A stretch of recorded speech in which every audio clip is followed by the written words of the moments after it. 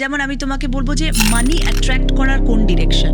Income করছি, টাকা আসছে, কিন্তু রাখতে পারছি না। এটা রেমেডি কি, মানে কি করা উচিত? হ্যাঁ, মেনলি 7.5 বছরে শনি কিন্তু আলাদা আলাদা লেভেলে কাজ করে। আমি আমার বাড়িতে যখন তুলসী গাছ লাগিয়েছি, ওটা নষ্ট হয়ে গেছে, মরে গেছে। এটা কি নেগেটিভ এনার্জি? 2026টাকে যদি আমরা নিউমেরোলজিক্যালি কাউন্ট করি 2 + 2 + 6 = 1 হচ্ছে। তো রবির সংখ্যা হচ্ছে নাম্বার 1। দিদি এভাবে পোস্ট করো না, নজর লেগে যায়। তারা ট্রু, মানে সত্যি কথা ইট বলে। Is true, it works. আমি সত্যি মনে করি ভাগ্যটা একটা বিরাট ব্যাপার। তাদের রাহু খারাপ হলো এবং রিলেশনশিপে প্রবলেম আসবে। পরে দেখতে পাচ্ছি আরে এটা তো একটা কবর একটা। এবার সারা হাতে আঁচড়ের দাগ ফাগ পড়েছে। তো বৃশ্চিক রাশির কি বলতো, একটু না ওভার থিঙ্কিং প্রবলেম থাকবে।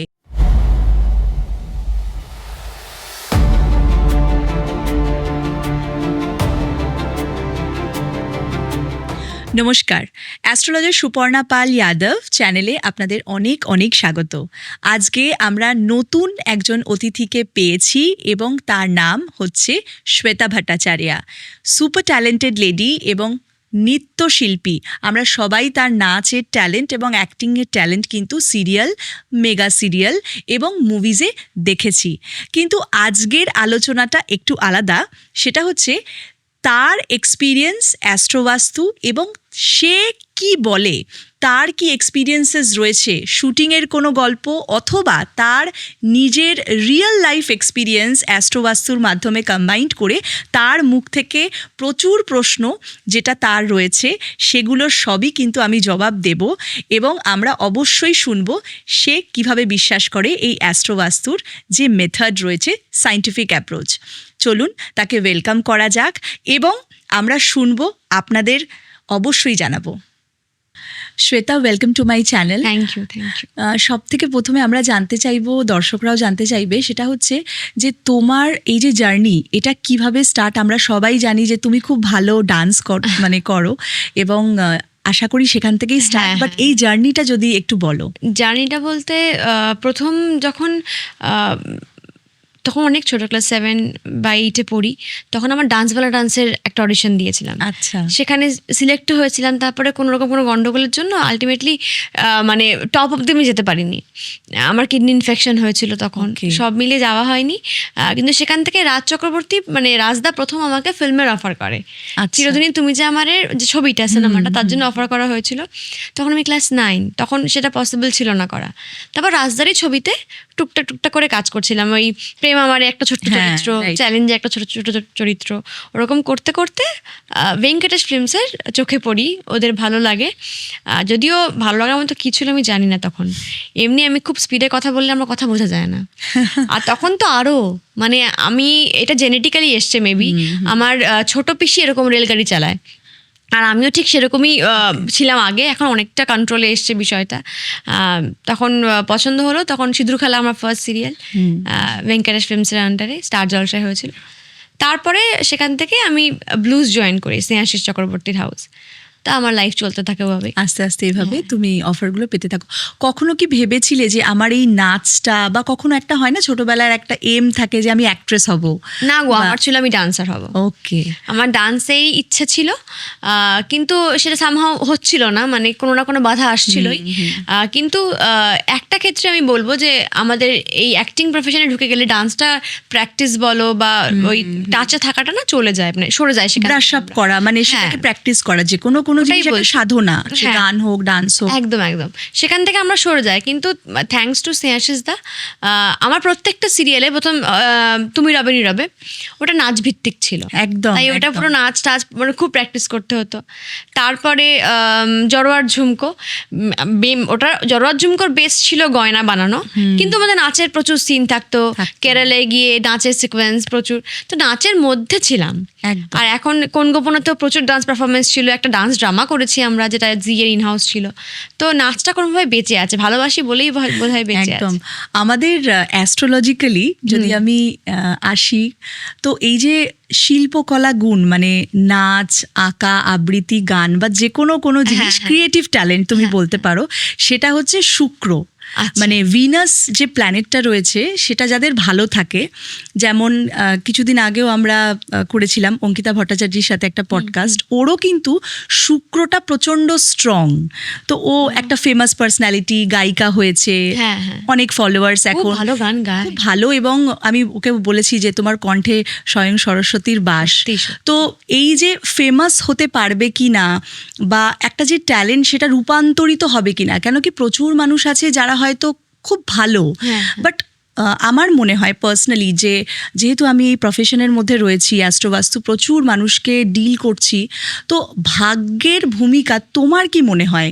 যে ট্যালেন্ট তো একটা অবশ্যই, এবং হার্ডওয়ার্ক তো সবাইকেই করতে হবে, কিন্তু ভাগ্যের কি কোনো রোল রয়েছে? একটা ব্যাপার আমার তো মনে হয়, মানে তুমি এই প্রশ্নটা করছো, আমি উল্টে তোমাকে এই প্রশ্নটা করা উচিত। মানে আমি যখন একদম। শুনেছি যে তোমার কাছে আসছি এবং আমাদের একটা এরকম কনভারসেশন চলবে, তো আমার খুব ভালো লেগেছে যে আমি কিন্তু অনেক প্রশ্ন নিয়ে তোমার কাছে এসেছি। অবশ্যই অনেক অবশ্যই প্রশ্ন। অবশ্যই আমি একটা একটা করে সব প্রশ্নের উত্তর দেব। একদম, একদম। কি বলতো, আমি সত্যি মনে করি ভাগ্যটা একটা বিরাট ব্যাপার। কারণ মানে আমি বরাবর দেখে এসেছি পরীক্ষার হলে, মানে যখন আমি স্টাডিজ করতাম, পরীক্ষায় সমস্ত কিছু লিখলাম, আমি এক্সপেক্ট করছি আমি এই নাম্বারটা পাবো, নাম্বারটা পেলাম না। মানে বরাবর যেটা আমাকে আমার টিচাররাও বলতেন, বা কেউ জানি না কি, মানে যেটা ডিজার্ভ করি সেটা অবধি আমি অ্যাচিভ করি যাই না, মানে পৌঁছোই না সেই অবধি, সেটা আমি অ্যাচিভ করতে পারি মানে না। ওই এক্সপেক্টেড মার্কস থেকে বঞ্চিত। হ্যাঁ, যেটা সেটা আমরা শুটিং দেখি। এর ক্ষেত্রেও হয়তো মানে হয়তো আমার যমুনা ঢাকি 10.9 টিআরপি 11 টিআরপি এরম এসছে, কিন্তু সো কল বেঙ্গল টপার সেটা হয়তো আমরা হইনি। চ্যানেল টপার হয়েছি কিন্তু বেঙ্গল টপার হয়নি, বেঙ্গলের সেকেন্ড হয়তো, মানে হয়তো না বেঙ্গলের সেকেন্ড, কিন্তু টপার ওটা হয়নি। কোথাও গিয়ে এটা মনে হয় লাক। অবশ্যই অবশ্যই, মানে এতটা হার্ডওয়ার্ক করার পরেও, যেমন আমি সবাইকে বলি হার্ডওয়ার্ক তো সবাই করছে, একদম, হয়তো বেশি করছে, তার মানে তো বেশি খাটলেই বেশি রেজাল্ট পাওয়া যেত, বাট সব সময় হয়তো হয় না। তো লাকের একটা ফ্যাক্টর অবশ্যই রয়েছে। প্রজাপতি নিয়ে আমরা একটু কথা বলবো, যেহেতু তোমার রিসেন্ট একটা ফিল্ম মিঠুনদার সাথে এবং দেবের সাথে কাজ করা হয়েছে এবং খুব হিট হয়েছে, কংগ্রাচুলেশনস Thank you, সেটার জন্যে। তো কি এক্সপিরিয়েন্স ছিল? খুবই ভালো এক্সপিরিয়েন্স। যখন আমি অফারটা পেয়েছিলাম, আমি সত্যি বিশ্বাস করিনি যে এটা একটা মানে সত্যিকারের ফোনটা এসছে। আমি ভেবেছি এটা ভুয়ো ফোন, একটা ফেক কোনো একটা কল এসছে। তারপরে আমায় ফোন করেছিলেন অতনু রায়চৌধুরী, যিনি প্রডিউসার ছিলেন, উনি ফোন করেছিলেন। তারপরে আমি ওনার সাথে অনেক বলার পর আমি ওনার সাথে মিট করে তারপর দেখলাম যে না, এটা সত্যি। তার মনে হলো যে স্বপ্ন সত্যি হলো, মানে এরকম একটা ব্যাপার, এরকম একটা ব্যাপার। আর আমাকে অতনুদা মানে 2021-এর আগেও আমাকে একটা অফার করেছিলেন, তখন কোভিড টাইমটা চলছে, আমার তখন মামা এক্সপায়ার করেছিলেন এবং তখন যমুনা ঢাকি চলছিল, তখন আমি করতে পারিনি। হ্যাঁ, তখন আমি করতে পারিনি। সত্যি কথা বলতে মানে ওরকম নিজের পার্সোনালিটির সাথে কাজ করতে পারা, এটা তো সত্যি একটা বড় ব্লেসিং। হ্যাঁ, সত্যি তাই। আর তার সঙ্গে অভিজিৎ সেন, মানে ওনাকে আমি প্রচন্ড রেসপেক্ট করি, আর ওয়ান্ডারফুল পারসন, ভীষণ ভালো মানুষ, খুব রেসপেক্ট করি। আর শুধুমাত্র সিনেমা বলে নয়, যে কোনো দিদি নাম্বার 1 হোক বা সারেগামাপা বা আমাদের সোনার সংসার হয়, জি বাংলা সোনার সংসার, উনি পুরোটা ডিরেক্ট করেন, তো আগে থেকেই চিনি।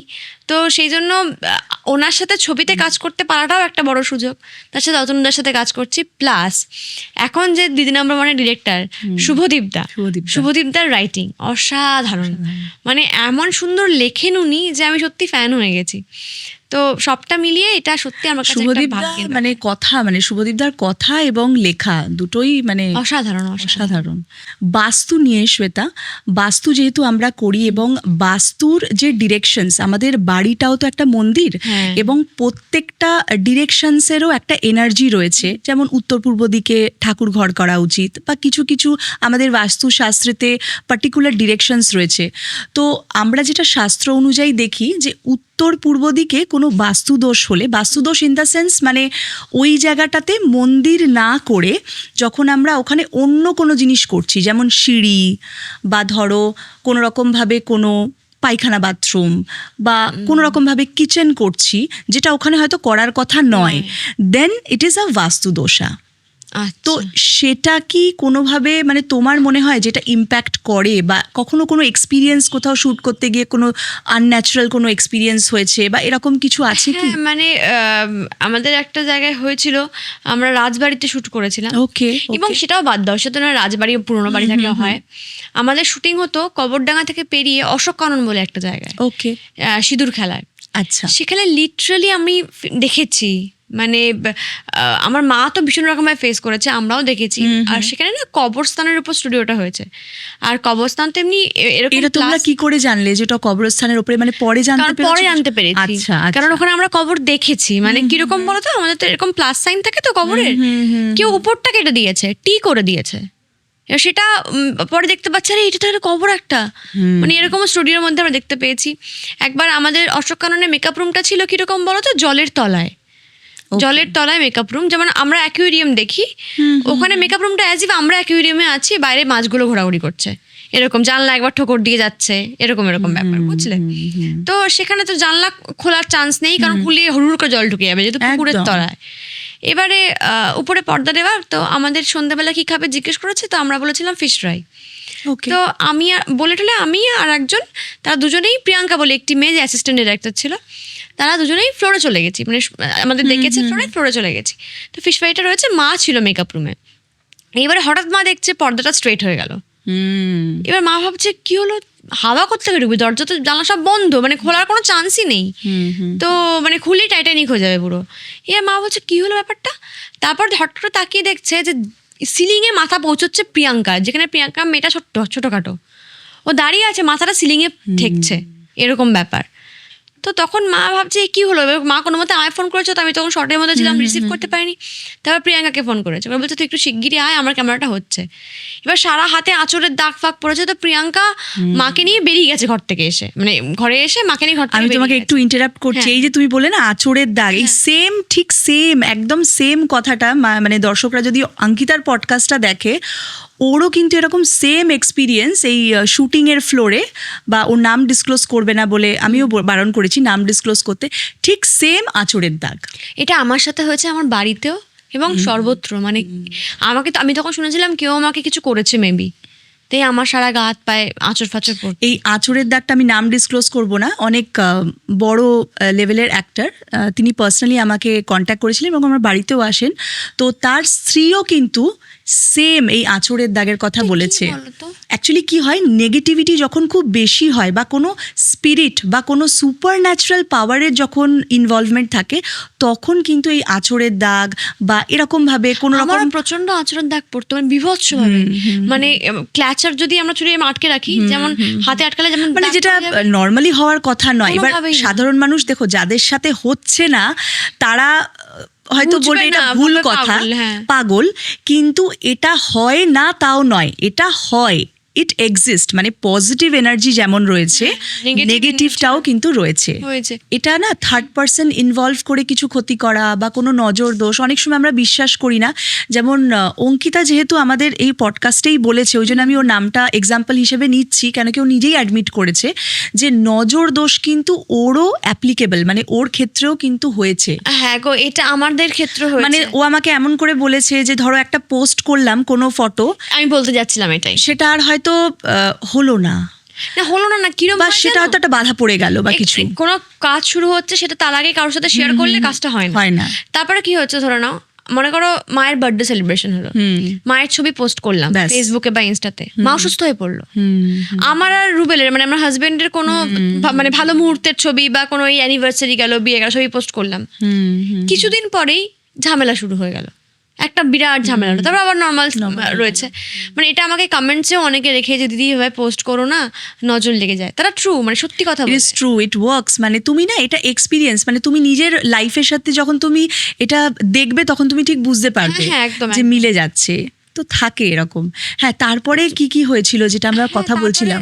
মাকে নিয়ে প্রিয়াঙ্কা বেরিয়ে গেছে, আমি তখনও ফ্লোরে। তারপর যখন মেকআপ রুমে ঢোকা হয়েছে, দেখছে মাছের প্যাকেটটা নেই, ফিশ ফ্রাইয়ের প্যাকেটটাই আর নেই।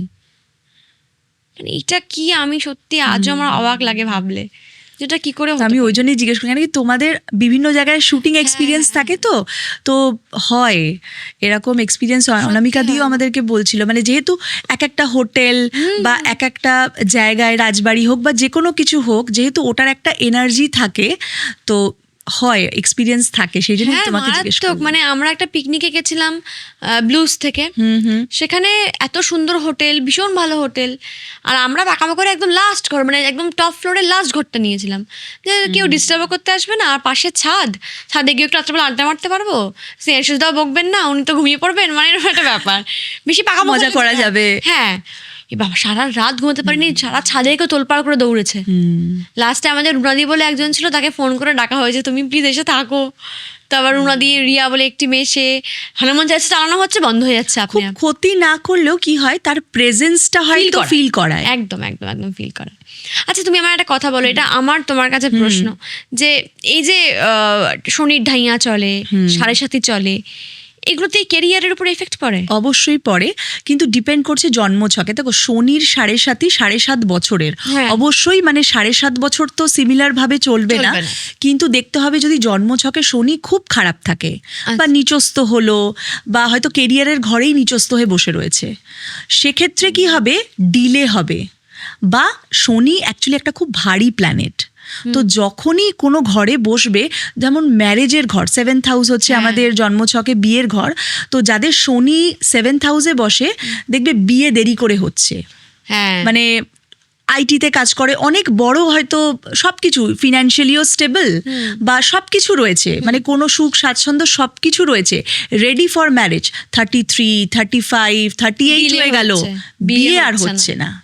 তো এইগুলো অ্যাকচুয়ালি মেনলি করে ডিলে করানো, এবং ফিজিক্যালি মানে শারীরিকভাবেও প্রবলেম করে, এবং মেনলি 7.5 বছরে শনি কিন্তু আলাদা আলাদা লেভেলে কাজ করে। যেমন প্রথম যে 2.5 বছর সেটা মেন্টাল, মানে মানসিক চাপ বা একটা অ্যাংজাইটি, ডিপ্রেশন, মানসিকভাবে একটু প্রবলেম করে। সেকেন্ডটা হচ্ছে শারীরিকভাবে হয়তো হেলথ ইস্যুস দিল আর ডিলে করালো, তো আলাদা আলাদা ভাবে কিন্তু এটা এফেক্ট করে। ওরে বাবারে, তার মানে মানে ঢাইয়াটাও সেটাই। ঢাইয়াটা আবার যেমন এখন ধনুতে, সিংহতে চলছে, বৃশ্চিকও চলছে, কি বৃশ্চিকেও হালকাভাবে, প্রভাবটা খুব একটা বেশি নেই, কিন্তু মেনলি কিন্তু এটা লিও অ্যান্ড ধনু স্যাজিটেরিয়াসে রয়েছে, বাট বৃশ্চিকের জন্য এই বছরটা খুব একটা খারাপ নয়, ভালো। আমি সেটাই জিজ্ঞেস করতে যাচ্ছিলাম, যেহেতু তুমি বললে বৃশ্চিক ভাবে ঢাইয়ার প্রকোপ নেই, মানে এই বছর কোন কোন রাশি খুব সাইন করবে, খুব ভালো হবে? হ্যাঁ, মানে মেনলি যদি আমি বলি, এটা তো রবির বছর 2026টাকে যদি আমরা নিউমারোলজিক্যালি কাউন্ট করি, 2 + 2 + 6, 0টা তো মাইনাস, তো ইকুয়ালস টু 1 হচ্ছে, তো রবির সংখ্যা হচ্ছে নাম্বার 1। তো রবির বছর যেহেতু, যাদের সিংহ রাশি বা যাদের ধরো শনি বা রবির একটা অ্যান্টি রিলেশন, তাদের জন্য খারাপ, যেমন অ্যাকুয়ারিয়াস বা কুম্ভ রাশিদের জন্য কিন্তু বেনিফিটেড, মানে আমার হাজবেন্ড কুম্ভ রাশি, মানে কোনো ধরো ইনোভেটিভ কাজ বা ক্রিয়েটিভ কোনো কাজের সাথে যারা যুক্ত রয়েছে, যারা সায়েন্টিস্ট বা যারা ফিল্ম ইন্ডাস্ট্রি জগতে রয়েছে, যারা আর্টিস্ট, ক্রিয়েটিভ কাজের সাথে যুক্ত রয়েছে, তাদের জন্য কিন্তু ভালো এই বছরটা। তুলা রাশির জন্যও ভালো। তো মেনলি আমি এখানে বলবো সিংহ, যেহেতু রবিরই রাশি, কুম্ভ রাশি, তুলা রাশি, আর এখানে তুমি বৃশ্চিক রাশিকেও ধরতে পারো, ভালো যাবে, অসুবিধা নেই। কিন্তু বৃশ্চিক রাশির কি বলতো, একটু না ওভার থিঙ্কিং প্রবলেম থাকবে এই বছরটাতে। আচ্ছা আচ্ছা। আর আমি জাস্ট এটা মানে আউট অফ ট্র্যাকে জিজ্ঞেস করছি, আমার মা কর্কট রাশি, তার কোনো মানে কখনোই শরীর ঠিক থাকছে না? হ্যাঁ, কর্কট রাশি দেখো জল, মানে জল রাশির মধ্যে পড়ছে, চন্দ্র দ্বারা চালিত এই রাশি, ঠান্ডা লেগে যাওয়া, সর্দি কাশি সেটা তো আছেই। এরপরে দেখতে হবে যে তার হরোস্কোপে আবার কিরাম পজিশন রয়েছে, বাট কর্কট রাশির ইন জেনারেল নেচার কিন্তু একটু শরীর স্বাস্থ্য নিয়ে ট্রাবল, তাই না? বুঝতে পেরেছো? এটা লেগে থাকবে। আচ্ছা, মানে আমার একটা কথা বলো দিদি, যেটা আমি খুব বেশি প্রশ্ন করে ফেলছি, বাট আমি এটা না অবশ্যই, মানে এটা আমি তোমায় জিজ্ঞেস করছি যে ঘরে, হ্যাঁ, মানে বাস্তু দোষ থাকলে কি শরীর স্বাস্থ্যের উপর এফেক্ট ফেলে?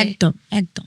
শুধু শরীর স্বাস্থ্য নয়, তুমি দেখবে যে চাকরি পেতে বা যারা পড়াশুনো করছে সব কিছুতেই এফেক্ট করে। এটা কেন? এনার্জি এক্সিস্ট করে বাড়িতে, নেগেটিভ এনার্জি এক্সিস্ট করে, এবং ধরো আমি নেগেটিভ এনার্জি মানে যে সবসময় স্পিরিটই হতে হবে এমন নয়। নেগেটিভ এনার্জি মানে কিন্তু এক একটা, যেটা বললাম যে এক একটা কোণ কিন্তু এক একটা প্ল্যানেটের, রাহু, কেতু, শনি, সব রকম প্ল্যানেটসের এক একটা দিক রয়েছে। যেমন ধরো রাহুর ডিরেকশন হচ্ছে সাউথ ওয়েস্ট, এটা আবার রিলেশনশিপেরও ডিরেকশন হচ্ছে সাউথ ওয়েস্ট। Okay. এবার ধরো রাহু যাদের খুব খারাপ রয়েছে, মানে রাহুর ডিরেকশনে হয়তো খুব বেশি ময়লা আবর্জনা করে রাখা হয়েছে, তাদের রাহু খারাপ হলো এবং রিলেশনশিপে প্রবলেম আসবে। তো নেগেটিভ এনার্জি মানে যে শুধুমাত্র স্পিরিটেরই প্রবলেম এমন কিন্তু নয়, ঘরের গ্রহগত direction-এর একদম উপরে। ঘরের ডিরেকশনের ওপরে। যেমন আমি তোমাকে বলবো যে মানি অ্যাট্রাক্ট করার কোন ডিরেকশন, তো সেক্ষেত্রে direction কিন্তু নর্থ, North. নর্থ যেটা আমাদের সবার দরকার। হ্যাঁ, তো উত্তর দিকটা হচ্ছে কুবেরের ডিরেকশন, আচ্ছা। বুধের ডিরেকশন। তো সেই ডিরেকশনটাতে যদি ধনলক্ষ্মী বা কুবেরের একটা ফটো ফ্রেম বা কোনো মডেল, হ্যাঁ এরকম অনেক বাস্তুর রেকটিফিকেশনের যন্ত্র রয়েছে, সেগুলো যদি প্লেস করা হয়, অনেকের চাকরি আসছেই না বা সুযোগ আসছে না, সেই সুযোগগুলো কিন্তু আসা শুরু হয়ে যাবে ওই উত্তর দিকটাকে অ্যাক্টিভেট করলে। খুব মানে সিম্পল রেমেডি, বাট খুব খুব ভালো এফেক্টিভ, remedy, হ্যাঁ। খুব এফেক্টিভ। আর আমার একটা কথা বলো, স্বামী স্ত্রীর ঝগড়া কমানোর উপায় কি আছে? দেখো এইটা একটা ব্যাপার, সেটা হচ্ছে রিলেশনশিপে টুকটাক প্রবলেম সবারই থাকে, হ্যাঁ। কম বেশি। অ্যাডজাস্টমেন্ট, কম্প্রোমাইজ তার নাম, হ্যাঁ। এবং বিয়ের এটা একটা পার্ট। কিন্তু যাদের অযথাই কিছু হচ্ছে, মানে সব কিছু ঠিক আছে, একটা তো নজর দোষ যেটা তুমি বললে ওটা অ্যাপ্লিকেবল, বাট সাউথ ওয়েস্ট হচ্ছে আমাদের বাস্তুতে রিলেশনশিপের জায়গা। আচ্ছা। তো সেখানটাতে যদি বেডরুম থেকে থাকে বা লিভিং বা হল থেকে থাকে, সেখানটা যদি ফ্যামিলি ফটো অথবা বিয়ের যে ফটো সেটা যদি রাখা থাকে, রিলেশনশিপ কিন্তু স্ট্রং হয়। আচ্ছা, মানে সাউথ ওয়েস্ট, সাউথ ওয়েস্ট বুঝতে পারবো না, কম্পাস দিয়ে দেখতে হবে, কোন কম্পাস দিয়ে দিকটা। দেখতে হবে। হ্যাঁ, ওটা একটু টেকনিক্যাল, ওটা আবার স্কেলিং এর ব্যাপার থাকে, বাস্তুর পার্টটা একটু কমপ্লিকেটেড, ডিগ্রি ব্যাপারটা রয়েছে। বাট তুমি যদি ওভারঅল সাউথ ওয়েস্টের একটা কোণে, যেটা তোমার বাস্তু হিসেবে হচ্ছে, সেখানটা একটা রিলেশনশিপ এবং আমাদের সবারই বিয়ের ছবি বা ফ্যামিলি ফটোগ্রাফ থাকে, সেটার ডিরেকশন যদি সাউথ ওয়েস্টে করা হয়, ওই বন্ডিংটা বাড়ে। ওকে ওকে ওকে, তো এটা হচ্ছে একটা সলিউশন, এটা এগুলো খুব দরকার, খুব দরকার, মানে বিয়ের পর খুব সংসারে। ইজিলি করা যেতে পারে এবং খুব ভালো। আচ্ছা দিদি, তুমি একটা কথা বলো, মনে করো ইনকাম করছি, টাকা আসছে, কিন্তু রাখতে পারছি না, এটা রেমিডি কি, মানে কি করা হ্যাঁ, উচিত? এটা অনেকেরই প্রবলেম থাকে যে ইনকাম তো হচ্ছে, একটা তো প্রবলেম যে ইনকাম হচ্ছে না, সেটা একটা আলাদা পার্ট। বাট যাদের ইনকাম হচ্ছে বাট স্টে করতে পারছে না, ড্রেন হয়ে যাচ্ছে টাকা, খরচা বেড়ে যাচ্ছে, তো ওই যে খরচার যে ডিরেকশনটা, সেটা হচ্ছে সাউথ ইস্ট, দক্ষিণ পূর্ব অগ্নিকোণ, ফায়ার এলিমেন্ট, এবং আমাদের টাকা পয়সা বেরোনোরও ডিরেকশন এবং আয়েরও ডিরেকশন হচ্ছে সাউথ ইস্ট। আচ্ছা। যদি সাউথ ইস্টে কারুর অগ্নিতত্ত্ব মানে কিচেন ছাড়া অন্য কোনো জিনিস হয়, অনেকের মেন এন্ট্রেন্স হয়, অনেকের হয়তো বাথরুম রয়েছে, জলতত্ত্ব মানে অগ্নিতত্ত্বের জায়গায় জলতত্ত্ব যদি চলে আসে, সেখানে দেখা যাচ্ছে যে টাকা পয়সা জলের মতন বেরিয়ে খরচা যাচ্ছে, হচ্ছে। একদম। এক্স্যাক্টলি। তো এটা একটা প্রবলেম, এবং এটার থেকে একটা খুব ভালো রেমিডি, সেটা হচ্ছে সাউথ ইস্টে ব্যাম্বু প্ল্যান্ট, লাকি ব্যাম্বু যেটা আচ্ছা, সাউথ ইস্টে, বা মানি প্ল্যান্টও রাখা যেতে পারে। এটা কি করছে, ওই ইনডোর প্ল্যান্টেশনের থ্রু দিয়ে ওই পার্টিকুলার ডিরেকশনটাকে রেকটিফাই করা হচ্ছে। তুমি মানি প্ল্যান্ট বললে বলে আমার মনে হলো যে আমার বাড়িতেও মানি প্ল্যান্ট আছে, কিন্তু আমি সত্যি ওই কম্পাস দিয়ে কখনো হ্যাঁ, দেখিনি যে হ্যাঁ, কোন হ্যাঁ। জায়গায় ঠিকঠাক আছে একদম, কিনা, একদম। সেটা একবার দেখতে হবে। কি কি গাছ লাগানো ভালো বলো তো? একটা গাছ পরিবারের বাস্তু জন্য। হিসেবে আমি বলবো এরিকা প্ল্যান্ট, আচ্ছা, লাকি ব্যাম্বু একটা তো আমি বললাম, তুলসী গাছ তো অবশ্যই মানে নর্থ ইস্টে রাখলে খুব ভালো, কেন কি তুলসী গাছ হচ্ছে ঈশান কোণে সব থেকে বেস্ট। আমার দিদি একটা কথা আমাকে বলো, হট করে মনে হলো, আমি আবার এটাই ফিরবো। আমি আমার বাড়িতে যখন তুলসী গাছ লাগিয়েছি, ওটা নষ্ট হয়ে গেছে, মরে গেছে, এটা কি negative energy? Negative energy. Actually এইটা নিয়ে আমি একটা রিলস বা কন্টেন্টও বানিয়েছিলাম, যে তুলসী গাছ লাগাচ্ছেন কিন্তু বাঁচাতে পাচ্ছেন না, মরে যাচ্ছে, এটা নেগেটিভ এনার্জি। এটা কি করবে, যে তুলসী গাছ যখন লাগাবে, মানে যখন টবে বা যে কোনো জায়গায় তুমি যখন প্লেস করছো, কৃষ্ণের মন্ত্র চ্যান্টিং করে লাগালে খুব ভালো। ওম ভগবতে বাসুদেবায় নমঃ। কি করছে, তুমি যখন লাগাচ্ছ সেই নেগেটিভিটিটা তো অলরেডি প্রেজেন্ট, তো ওটাকে ঠিকভাবে এনার্জাইজ করতে পারছে না।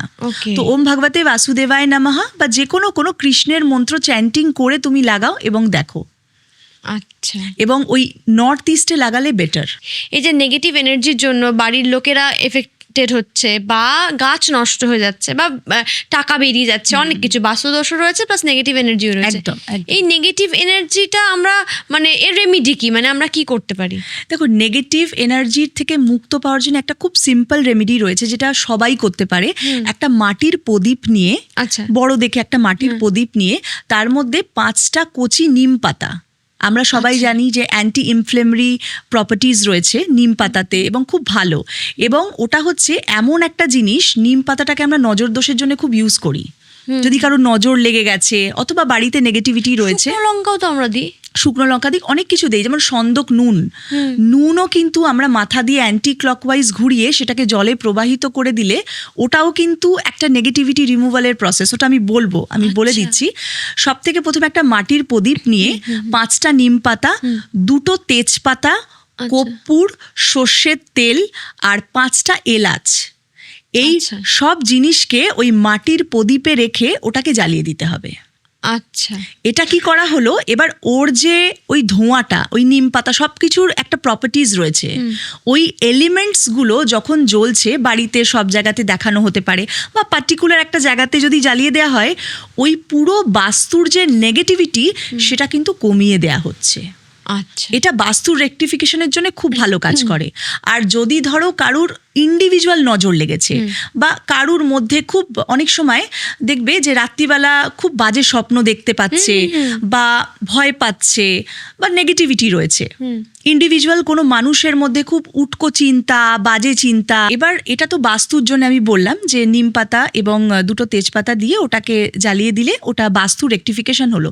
ইন্ডিভিজুয়াল যাদের মধ্যে নেগেটিভিটি, খুব উটকো চিন্তা আসছে, নাইটমেয়ারস হচ্ছে, শরীর খারাপ হচ্ছে, তাদের কি করা যেতে পারে? একটা তো শুকনো লঙ্কার রেমেডি, ওটা তো সবাই জানে, শুকনো লঙ্কা সর্ষে দিয়ে যেটা করা হয়, তারপরে বাচ্চাদেরও করা হয় নজর দোষের জন্য, বড়দেরও করা হয়।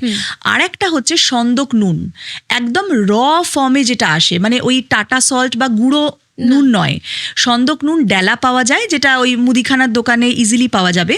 ওই র সন্দক নুন যেটা আমরা উপোসে ব্যবহার করি, ওই নুনটাকে একটুখানি জাস্ট নিয়ে মাথার অ্যান্টি ক্লকওয়াইজ ঘুরিয়ে সেটাকে 7 বার ঘোরাতে হবে, রাত্রিবেলা করতে হবে, শোয়ার আগে করে যদি বেসিনের জলে জাস্ট ওটাকে প্রবাহিত করে দিতে হবে।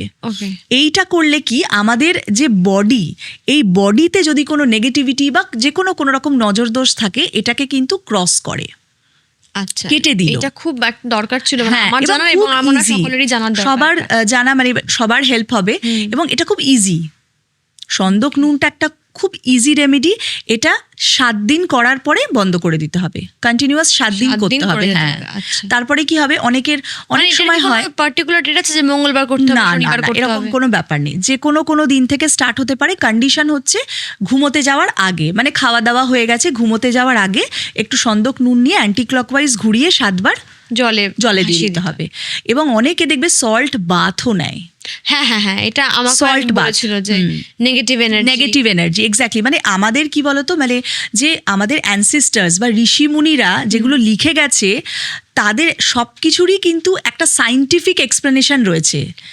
তারা যখন এগুলো আবিষ্কার করেছে বা যখন শাস্ত্র বানিয়েছে, খুব অ্যাডভান্সড ছিল তারা, মানে তারা কিন্তু ওই ম্যাথামেটিক্যাল ক্যালকুলেশন তখনকার দিনে করে গেছে, যেটা হয়তো নাসা এখন খুঁজছে।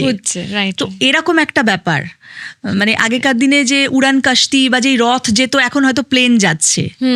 তো সেই যে বায়ুর ব্যাপারটা, এখন আমরা হয়তো প্লেনে উড়ে যাচ্ছি, কিন্তু আমাদের শাস্ত্রে কিন্তু সেই রথ যেটা উড়ে যাচ্ছে, মানে ওই সবকিছু রিলেটেড। বুঝতে পেরেছো? তো এইটা মানুষ ইজিলি করতে পারবে, নজর দোষ যেটা আমি বললাম, বাস্তু আর ইন্ডিভিজুয়ালের জন্য। আচ্ছা, আর তুমি একটা কথা বলো, হস্তরেখা কি কেরিয়ার বা জীবনে এফেক্টিভ? একদম। দেখো, সব কিছুরই একটা ইম্পর্টেন্স রয়েছে। আমাদের অকাল্ট সায়েন্স, আমাদের যে এই অষ্টম ঘরের স্টাডিটা, 8th হাউসের স্টাডিটা, এটাকে বলা হয় অকাল্ট সায়েন্স। এবার অকাল্ট সায়েন্সের মধ্যে পামিস্ট্রি রয়েছে, যেটা হাত দেখা, হস্তরেখা বিচার যেটা আমরা বলি, নিউমারোলজি রয়েছে, এখন দেখবে খুব নাম্বার নিউমারোলজি, ওটা সংখ্যাতত্ত্ব, সেটাও আছে। সেগুলো এফেক্টিভ হয়, কিন্তু দেখো সংখ্যাতত্ত্ব ব্যাপারটা কি বলতো, খুব অ্যাভারেজ। মানে ধরো নাম্বার 1-এ তো অনেকেই জন্ম হয়েছে, সবার তো সেম ভাবে ক্লিক করবে না। ধরো 5টা মানুষ নাম্বার 1-এরই জাতক বা জাতিকা, 5 জনের ভাগ্য কি সেম হবে? হবে না। তো সংখ্যাতত্ত্ব কোথাও না কোথাও অ্যাভারেজ, হ্যাঁ, গাইড করতে পারে যে নাম্বার 1 রুলিং, মানে তার মধ্যে একটা ডমিনেটিং নেচার হতে পারে, বা তার মধ্যে একটা অরা কোয়ালিটি হতে পারে রবির মতন। সূর্য যেহেতু নাম্বার 1 হচ্ছে রবি, তো একটা অ্যাভারেজ প্রেডিকশন হতে পারে।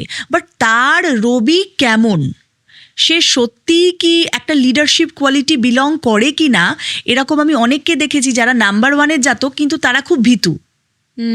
তাহলে কি করে মিলল? তো ওই ক্রস চেক করার জন্য জন্মছকে আসতে হবে। হয়তো তার রবি নিচস্থ, সেই জন্য সেই হয়তো অরা কোয়ালিটিটা পূর্ণভাবে হয়তো সে এক্সপোজ করতে পারছে না। বুঝতে পেরেছো? তারপরে দেখবে যে যাদের বুধ খুব ভালো, বুধ হচ্ছে আমাদের কথা, না টাকা তো অবশ্যই, এবং বিজনেস, বুধ সিদ্ধিদাতা গণেশকে রিপ্রেজেন্ট করি। বুধ যাদের ভালো তারা সত্যি খুব ধনবান হয়। বুধ আবার কমিউনিকেশন, তুমি দেখবে যারা এই মিডিয়া জগতে, তোমার যেমন আমার মনে হয়, আমি তোমার জন্মছক যদিও বা দেখিনি, কিন্তু তোমার বুধ ভালো হবে এবং শুক্র ভালো হবে। কেন কি এই যে অ্যাঙ্কারিং অথবা শিল্পকলা গুণ, একটা তো আমি তোমাকে বললাম যে শুক্র ভালো থাকলে তবেই হয়, এবং তুমি এই জগতে রয়েছো। বুধ হচ্ছে আমাদের যারা মিডিয়া জগতে রয়েছে, রিপোর্টার, মানে কথা বলার সাথেই যাদের প্রফেশন, তাদের বুধ খুব স্ট্রং হতে হয়। আচ্ছা। এবং বুধ যখন জন্মছকে কেতুর সাথে থাকে, তাদের না ওই একটু আটকে আটকে যায় কথা, মানে ফাম্বল তো অনেকেই করে, কিন্তু দেখবে করা, মানে কথা বলার স্পিচে কোনো ডিফেক্ট আসতে পারে। ওই কেতুর সাথে থাকলে প্রবলেমটা মেনলি হয়। ওকে, তো এগুলো জন্মছক থেকে বোঝা যায়, অনেকটা বোঝা যায়। তুমি একটু দেখো আমার মানে জন্মছকে আমি তোমার কাছে এসেছি, মানে তোমাকে দিয়ে আমি চাই যে আমার ক্যারিয়ার, আমার সংসার, মা বাবা সবাই যেন সব ঠিকঠাক থাকে। সবসময় আমি তোমার বেস্ট উইশেসই চাই, এবং সবসময় যাতে তুমি আরো উন্নতি করো, আরো ভালো ভালো কাজ করো, প্রজেক্টস পাও, নিয়ে তুমি স্ট্যাবলিশড। তবুও মানে এগোনোর তো শেষ থাকে না, শিক্ষারও শেষ থাকে না। শিক্ষা তো যে কোনো বয়সেই নেওয়া যায়, শিক্ষারও শেষ নেই। অবশ্যই। এবং অ্যাস্ট্রোলজি আমি যেটা সবাইকে বলি যে এটা কোনো ভাগ্য বদলানোর কোনো শর্টকাট নয়, এটা একটা গাইডেন্স। অনেকে না আমার কাছে অনেক রকম প্রশ্ন থাকে, যেমন তুমি যেগুলো করছো ওটা খুব লজিক্যাল, মানে এটা বাস্তব, সবাই জিজ্ঞেস করে। কিন্তু অনেকে আমাকে জিজ্ঞেস করে, ম্যাম আপনি কি বশীকরণ করেন, বা আপনি কি ভাগ্য বদলে দিতে পারেন? আমি এখানে একটা কথা বলি, আমি এইটা নিয়ে আমি একটা শোতে গেছিলাম, মাচা করতে যাই না, হ্যাঁ মাচা করতে গেছিলাম, ঠিক আছে, একটা জায়গায়। আমি এই মুহূর্তে জায়গাটার নামটা ঠিক মনে করতে পারছি না, কিন্তু আমার যে ফটো রয়েছে, তো মাচা করতে গেছিলাম। সেখানে আমার কি হয়, যখন স্টেজ টাইম তার একটু আগে যাই, হয় গাড়িতে বসি, না হলে আমাদের আলাদা কোনো রুম দেয় বা কিছু দেয়, সেখানে আমাদের ওয়েট করতে হয়। তো আমাকে এরকম একটা বাড়িতে নিয়ে গেছিল, আমাকে, মাকে, বাবাকে। তো সেখানে আমাকে বললো যে দোতলায় যাবে দিদি, আমার যে বাউন্সার, সে বললো যাবে, উপরে কালী মন্দির আছে। আমি বললাম হ্যাঁ চলো। আমি উপরে গেলাম, গিয়ে প্রণাম করলাম, কালী মন্দির, বেরিয়ে এলাম। এবার যার বাড়ি, তিনি তান্ত্রিক, ওনার পেশা ওটা, উনি পুজো করেন। এবার ওই ছবিটা চারিদিকে রটেছে যে আমি শোতে গেছি, হ্যাঁ না তারা রটেছে পুরোটা। কোথা থেকে রটে গেছে আমি নাকি ব্ল্যাক ম্যাজিক করি। এটা কোথা থেকে রটেছে, মানে এটা এত হাস্যকর আমার কাছে যে এটা কেন। এবার এটা আমার খুব অদ্ভুত লাগে যে মানুষ একটা উটপাট করে প্রেডিক্ট করে নেয়, মানে বলে দেয়, তো সেটা আমার গায়ে লাগে না। কেন কি দেখো, আমরা সবাই তো মানে পাবলিক ফেস, এবং মানে এটা তুমিও জানো আমিও জানি, যেটা আমরা মানে একবার এটা মিডিয়া এখন বেশি করে পপুলার হওয়ার জন্য বা পেজটাকে রান করার জন্য করে। বাট এই যে বশীকরণের যে কোয়েশ্চেনটা আমাকে করে, আমি স্ট্রিক্টলি মানে যে অ্যাসিস্ট্যান্ট আমি বলে দেবে যে ম্যাম করেন না। কেন কি এটা আমি পার্সোনালি দেখেছি, এবং আমি জানি যে যারা এটা করে এবং যারা এটা করায়, কেউ ভালো থাকতে পারে না। মানে তাদের যে লাস্ট জীবনটা খুব প্যাথেটিক, খারাপ। আচ্ছা, মানে খুব বাজে জিনিস। এবং শয়তান বলে একটা মুভি ছিল মাধবনের, বাবা আমাকে আমার হাজবেন্ড দেখিয়েছে, হ্যাঁ মারাত্মক। মানে এটা আমি জাস্ট ওই বশীকরণ থেকে রিলেটেড বলে তোমাকে এক্সাম্পলটা দিলাম, মানে কতটা ভয়ঙ্কর হতে পারে, এটা কি ভয়ঙ্কর রূপ নিতে পারে। মাধবন মানে অসাধারণ অ্যাক্টিং, নেগেটিভ রোলটাকে কিভাবে প্লে করেছে, ভাবা যে মনে হচ্ছে সত্যি হচ্ছে। আর ওই মেয়েটাও এত সুন্দর অ্যাক্টিং করেছে, যার উপরে করা হয় ওয়ান্ডারফুল। তাই মানে এটাই অবাক লাগে। আর আমার মনে হয় যে কি জানি, এটা আমার ভুল ধারণা, যে আমি যদি কাউকে বশীকরণ করি, তাহলে তো তার মানে মস্তিষ্কের উপর আমি কিছু জোর করে চাপিয়ে দিচ্ছি যে আমার মতো করে চলো, বা জানি না কি বলে ওটাকে, যে যাতে মানে আমি যা বলছি আমার মতো সায় দেওয়া, বা যাতে কোনো কনফ্লিক্ট না হয়, এরকম ধরনের। তো সেখানে কি আমার মনে হয় পরবর্তী জীবনে সে বোধহয় পাগল হয়ে যায় নাকি, মাথার উপর চাপ পড়তে পড়তে। মানে এটা না খুব নেগেটিভ প্রভাব রয়েছে। যেমন রিসেন্টলি খুব ক্লোজ ওয়ান আমরা একটা গেছিলাম, এবং যদিও বা এটা বশীকরণের সাথে রিলেটেড নয়, বাট কোনো না কোনোভাবে স্পিরিট অ্যাক্টিভিটি বা নেগেটিভিটির একটা ছিল। সেই মেয়েটা শরীর নিয়ে খুব ভুগছিল, এবং হঠাৎ কি হয়, আমরা যখন যাই ভিজিট করি, সে বিছানা থেকে উঠে মানে যেরকম আর কি হয় চেঁচামেচি করছে, তারপরে বলছে আমি কাউকে দেখতে পাচ্ছি। মানে এতটাই কি হয়, যখনই কোনোভাবে মানে ভূতের একটা ব্যাপার ছিল। তো ওকে দেখে তুমি বুঝবে যে ও যখন ঠিক হয়ে যাচ্ছে, ওকে না অ্যাট্যাক করতো, ওই দিনে 2-3 বার অ্যাট্যাক আসতো, এবং যখন ওই অ্যাট্যাকগুলো হতো ও কাউকে ওর গায়ে হাত দিতে দেবে না, একটা আলাদাই জোর চলে আসছে ওর মধ্যে। হ্যাঁ, মানে ওর মধ্যে থাকছে না। আবার যখন ওই অ্যাট্যাকটা সরে যাচ্ছে তখন বলছে আমাকে কিন্তু নিয়ে যাবে, আমি ওকে দেখতে পাই। মানে ওই কথাগুলো বলছে। তো খুব খুব ডেঞ্জারাস, মানে it is very very harmful for the health. মানে যখনই দেখবে কোনো নেগেটিভিটি আছে, সব থেকে প্রথমে সেই ব্যক্তিটার হেলথ আগে ড্যামেজ করবে। মানে এরকম হয়ে গেছিল একদম। অবশ্যই, কেন কি ও সেই শরীরটা নিয়েছে, এবং সেই শরীরটা নিয়ে ও নিজের যে ইচ্ছেগুলো আকাঙ্ক্ষাগুলো সেগুলো করতে চাইছে। মেনলি হেলথে এফেক্ট করে মেজর ভাবে, একদম খুব বাজে জিনিস। এবং যারা করে এটা খুব ভুল, খুব খারাপ, খুব খারাপ। মানে ওয়ান কাইন্ড অফ পাপ তো একদম। মানে ওই যে বললাম, লাস্ট জীবনটা তাদের কোনোদিনও ভালো হয় এবং ভালো হয় না, এবং তাদেরও তো নেক্সট জেনারেশন রয়েছে, তাদেরও তো ফ্যামিলি রয়েছে। দিদি, আমার খুব দেখার ইচ্ছে যারা ক্ষতি করে, যারা লোকের ক্ষতি চায়, নট অনলি বশীকরণ, এই তুকতাক ব্ল্যাক ম্যাজিক, তাদের পরিণতিগুলো দেখার খুব ইচ্ছা থাকে। হয়, তুমি দেখতে পাবে। এবার কি হয়, অনেকে আমি কবে দেখতে পাবো, এই যে কবে দেখতে পাবো না, ব্যাপারটা ভাগ্যের ওপরেও রয়েছে। অনেক সময় হয় যে অনেক দেরিতে ফল পায়, আবার অনেকে আছে তুমি সাথে সাথে পেয়ে যাবে দেখতে।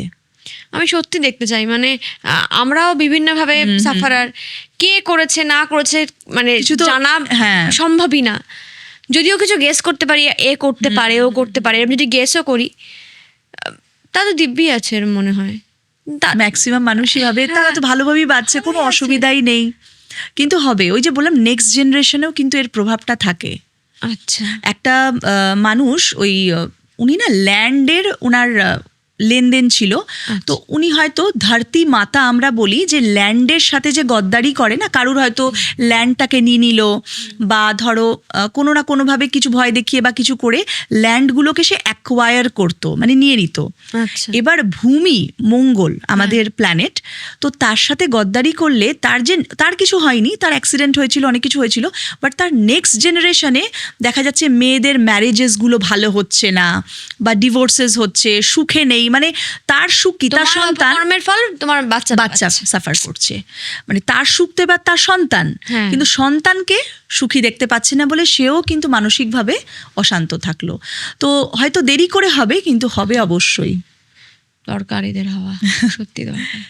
আমার মা মাঝে মাঝে বলে হাতে ব লেখা আছে, তার মানে বাড়ি হবে।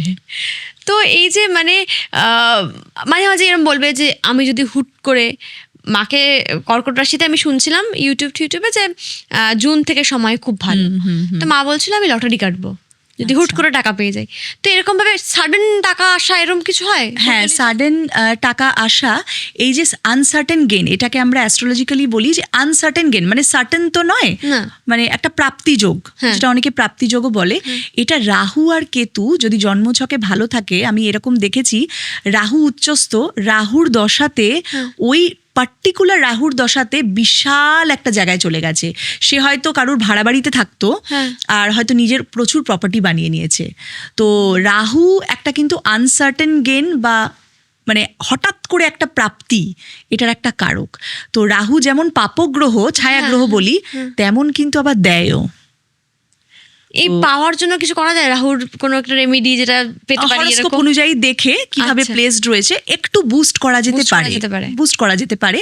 আর একটা হচ্ছে যে মহালক্ষ্মী যোগ থাকে অনেকের জন্মছকে, শুক্রের সাথে বুধ দুটোই কিন্তু ভীষণ ভীষণ ইম্পর্টেন্ট প্ল্যানেট। তো শুক্র তো এমনি একটা খুব ইম্পর্টেন্ট ক্রিয়েটিভ ট্যালেন্ট এবং বৈভব লাক্সারি। আমরা বলি যে শুক্র যাদের মাল্লব মহাপুরুষ রাজযোগ রয়েছে জন্মছকে, তারা হচ্ছে বিলাসবহুল জীবনযাপন করবে, যেটা হয়, হ্যাঁ, মানে সবসময় একটা স্পটলাইটে থাকা এবং ভালোভাবে বাঁচা শুক্র দেয়, এবং বুধ হচ্ছে টাকা পয়সা। তো ওই দুটো একসাথে থাকলে, ভালোভাবে থাকলে মহালক্ষ্মী যোগ প্রাপ্তি হয়।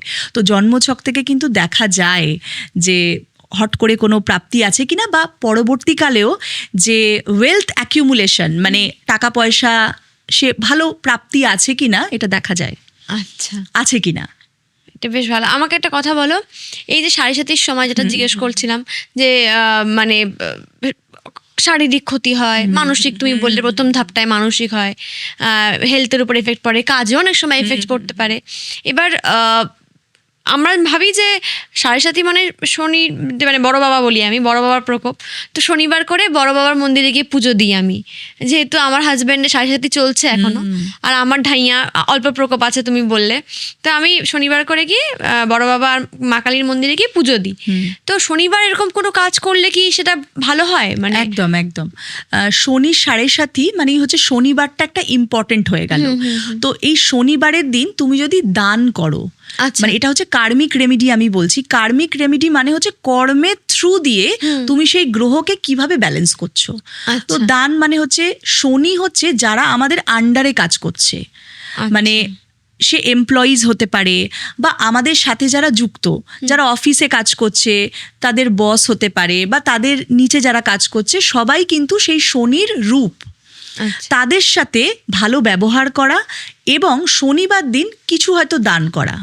আচ্ছা, এবার সেটা তুমি কোনো গরিব মানুষকেও কিন্তু দান করতে পারো তোমার সামর্থ্য অনুযায়ী, বা দর্শকরা যারা দেখছেন, চাল ডাল আটা যেটা তাদের সামর্থ্য, কোনো সুইট আইটেম বা কোনো ফুড আইটেম বা কোনো বস্ত্র দান করা যেতে পারে। আচ্ছা, এই অ্যাক্টিভিটিটা শনিবার দিন করা যেতে পারে। আর একটা হচ্ছে Hanuman Chalisa. It's a very powerful remedy. আর আমরা কেন এটা প্রেসক্রাইব করি, এটার একটা গল্প রয়েছে মাইথোলজিক্যালি।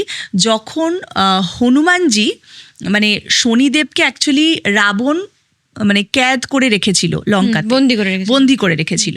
এবারে তখন ওই শনিদেবকে হনুমানজি ছাড়ান। তখন শনিদেব বলেছিলেন যে তুমি আমার অসময়ে আমার সাথ দিয়েছ, তাই জন্যে তোমার যে আরাধনা করবে তার উপর দয়াশীল হব, এবং আমার দৃষ্টি, শনির দৃষ্টি তার উপর পড়বে না। ওই জন্যে ওই হনুমান চালিসাটা হচ্ছে একটা ওয়ান অফ দ্য রামবাণ উপায়, যেটা আমরা বলি, যেটা আমরা এভরি স্যাটারডে করতে পারি। চ্যান্টিং হোক, যারা ব্যস্ত তারা শুনেও নিতে পারে। আচ্ছা, যে বজরংবলী মানে হনুমানজির পূজা আমি মঙ্গলবার করে করি, সেটা শনিবারও করা যেতে পারে। একদম, তুমি দেখবে শনিবারও কিন্তু তুমি শনি মন্দিরে তো যাচ্ছই, তুমি হনুমান মন্দিরে গিয়েও পুজো দিতে পারো। আচ্ছা আচ্ছা, সেটাও করা যেতে পারে। আর শনির যে 7:30 বা শনির দশা, 7:30 আর দশা দুটো আলাদা জিনিস। হ্যাঁ, একদম। মানে 19 বছরের শনির দশা থাকে, মানে it's a very long time. But 7:30 যাদের চলছে তাদের শনির দশা নাও চলতে পারে। আচ্ছা, মানে দশাটা একটা আলাদা, মহাদশা ওটা আলাদা। বাট এটা কিন্তু 7:30 এমন একটা টাইম, শনি কিন্তু অনেক কিছু শেখাবে, মানে শেখানোর জন্যেই কিন্তু এসছে। যেটা আমরা ভাবি যে বড় বাবা হচ্ছে টিচার, একদম, তুমি যেমন কর্ম করবে তার তেমন ফল পাবে, কর্মফলদাতা। এবং অনেক কিছু শেখায়। তুমি দেখবে এই শনি 7:30 প্রচুর মানুষের মুখোশ খুলবে, এবং তার সাথে সাথে তোমাকে এমন কিছু আউট অফ দ্য বক্স কাজ করাবে। আউট অফ দ্য বক্স মানে এর আগে তুমি সেরকম কোনো কাজই করনি, এমন কিছু সিচুয়েশন ক্রিয়েট করলো যেটা তোমার জন্য একদম নতুন।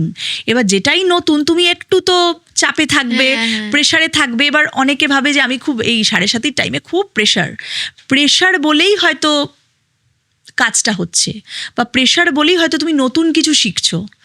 আমরা এই জন্য বলি যে শনি 7:30টা হচ্ছে একটা লার্নিং, একদমই তাই, অনেক কিছু শেখার। এবং অডিট হয় বলতে যে যেমন কর্মফল করেছে, হয়তো এ জন্মে নয়, পূর্বজন্মেরও অনেক কর্ম, তার দাতাও কিন্তু শনির কাছে সেই দায়িত্বটা দেয়া রয়েছে। তো ওই পূর্বজন্মের যে কর্মের যে ভার, সেটা শনিকে দেয়া রয়েছে দেওয়ার জন্যে। আচ্ছা দিদি, আমার কথা বলো, এটা হট করে মাথায় এলো, একটা থেকে আরেকটা তো কিউরিওসিটি একদম। এবার আমার মাথায় এলো, হঠাৎ করে মনে হলো যে মানে পাস্ট লাইফের কোনো অ্যাংজাইটি বা আমি মনে করি যে এই জন্মে আমার মা এত ভুগছে, আমি মাকে সার্ভ করছি যাতে মা সুস্থ থাকে, আমার ফ্যামিলিকে সার্ভ করছি, আমি কি পূর্বজন্মে খুব কিছু করেছিলাম যার জন্য সার্ভ করতে জন্মেছি এবার এই জন্মে? না দেখো, এটা না একটা তুমি বলতে পারো পেন্ডিং কার্মা। হ্যাঁ, আমরা দেখি জন্মছক থেকে পেন্ডিং কার্মা মানে হচ্ছে হয়তো তোমার কিছু ঋণ বা কিছু হয়তো পেন্ডিং কর্ম ছিল যেটা এই জন্মে তোমার ওই জন্য দায়িত্ব এসছে যে তুমি তোমার মা বাবাকে সার্ভ করছো, যেটা তুমি বললে। তো এই দায়িত্বটা তুমি করছো, এটা ভালো। মানে তুমি যদি এটা না করে বঞ্চিত থাকো সেক্ষেত্রে কিন্তু প্রবলেমস আরও বাড়বে। অনেকে সেই কর্ম থেকে বঞ্চিত থাকে, অনেকে বাবা মাকে ভালো করে ট্রিট করে না, তো এটা কিন্তু খুব বাজে।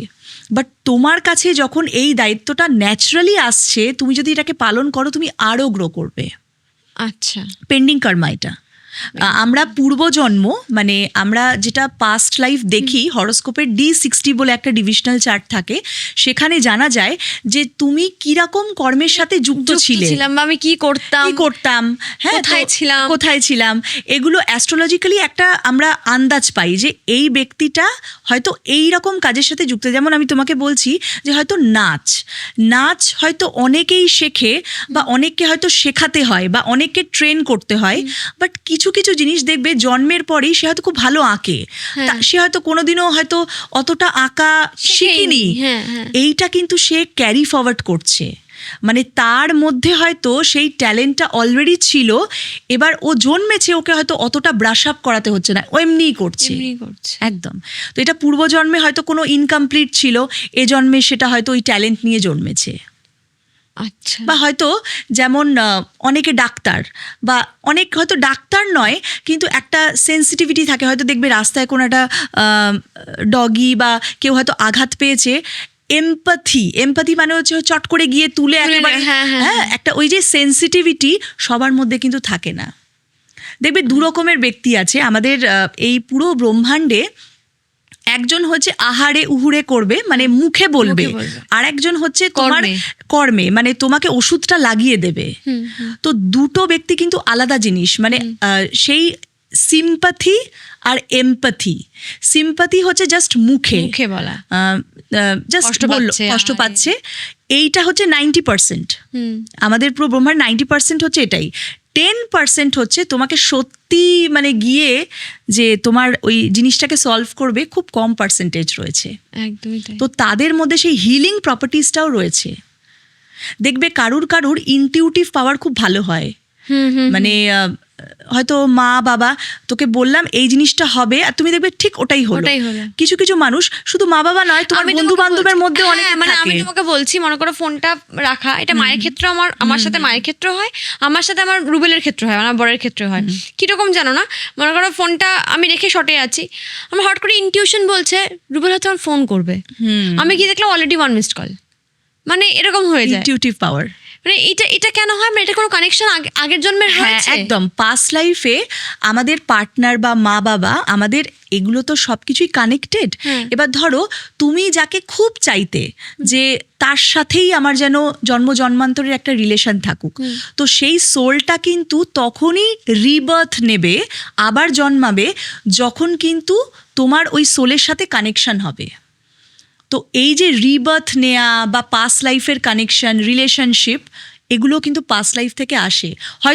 সে হয়তো কোনো অন্য রোল ছিল তার, সে বাবা হতে পারে, মানে বাবা যে বাবাই হবে এমন নাও হতে পারে। বুঝতে পেরেছি। রোলটা চেঞ্জ হয়ে যাচ্ছে, কিন্তু কোনো না কোনোভাবে পাস্ট লাইফের সাথে কানেক্টেড ছিল। একটা বন্ধু দেখবে মানে ভাই বোনের থেকেও হয়তো খুব বেস্ট ফ্রেন্ড হয়ে যায়, মানে তাকে বলবি তুই আমার বাড়িতেই থাক, এরকম একটা বন্ডিং। আবার অনেক সময় আমি দেখেছি যে অনেক কাজের মানুষ যারা আমাদের সাথে যুক্ত বা যারা আমাদের মেডস রয়েছে, কিছুতেই ছাড়লেও ছাড়তে পারে না, তারা হয়তো নিজের থেকেই আমাদের বাড়িতে থেকে যাচ্ছে, এরকম একটা ব্যাপার। বা যারা বাচ্চাকে মানুষ করে, ওই পাস্ট লাইফের সাথে কোনো না কোনো কানেকশন রয়েছে। আচ্ছা, মানে এটা আমার সত্যি মনে মধ্যে প্রশ্ন হয়, যখনই ভাবছি রুবেলের হয়তো ফোন আসবে, এমন হয়েছে বাড়িতে আছি, ওয়াশরুম যাবো, রুবেলের ফোন আসবে, ফোনটা নিয়ে যাই বলে ওয়াশরুমে গেলাম, হয়তো স্নান শুরু করবো, তাকে ফোনটা বেজে উঠলো, ওই দেখো ভাবলাম ফোনটা আসবে। ইনটিউটিভ পাওয়ার, একটা কানেকশন থাকে, অবশ্যই এগুলো আছে। Thank you Shweta, thank you Thank so you much তোমাকেও। আমার চ্যানেলে আসার জন্য এবং সবাই আমরা খুব অপেক্ষায় থাকবো এই পডকাস্টে যখন রিলিজ হবে। একদম, আর তুমি খুব ভালো থেকো, আমি সুস্থ শুধু থেকো। বলি থ্যাংক ইউ তোমাকে, শুধু আমার মনের প্রশ্ন নয়, অডিয়েন্সরা প্রচুর প্রশ্নের উত্তর পেল। একদম, মানে এরকম রেমেডি যদি বাড়িতে করা যায়, অ্যাটলিস্ট যারা তোমার কাছে এখনো আসতে পারছে না, তোমাকে অব্দি রিচ করতে পারছে না, অ্যাটলিস্ট এই পডকাস্টের থ্রুতে মানে জানতে পারবে যে মানে মোটামুটি ভাবে রেমেডি কি কি হতে পারে। তারপর তো তোমার সাথে যোগাযোগ করবেই ডেফিনেটলি। থ্যাংক ইউ গো। Thank you so much, thank you. আজকে আমরা এই পডকাস্ট থেকে অনেক কিছু জানতে পারলাম এবং যেটা আমি বহুবার বলেছি, বহু আর্টিস্টদের সাথে কাজ করে আমরা কিন্তু একটা জিনিস জানতে পেরেছি যে তারাও কিন্তু কর্ম তো অবশ্যই করছেন, ভাগ্যেরও কিন্তু বিশাল বড় একটা ভূমিকা রয়েছে এবং তারা সবাই কিন্তু ভাগ্যে বিশ্বাস করে। এবং শ্বেতার সাথে কথা বলে কিন্তু এটাও আমরা জানতে পারলাম যে বাস্তুর এফেক্ট সেটাও কিন্তু রয়েছে।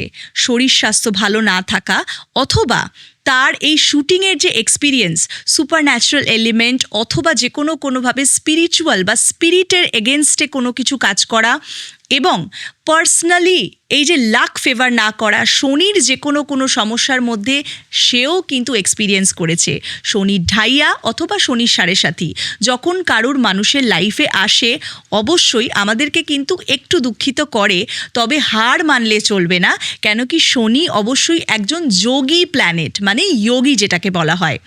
অবশ্যই এই পডকাস্ট থেকে আশা করি আপনারা অনেক ইনফরমেশনস পেয়েছেন। আরও জানতে অবশ্যই আপনারা কোথার থেকে দেখছেন এই পডকাস্টটা অবশ্যই কমেন্ট সেকশনে কমেন্ট করে জানাবেন। আপনার রাশি কি সেটাও কিন্তু কমেন্ট সেকশনে কমেন্ট করে জানাবেন। আপনাদের সবার কমেন্টের অপেক্ষায় আমি থাকবো। Healing astro, heal your life. Hari ওম তৎসৎ।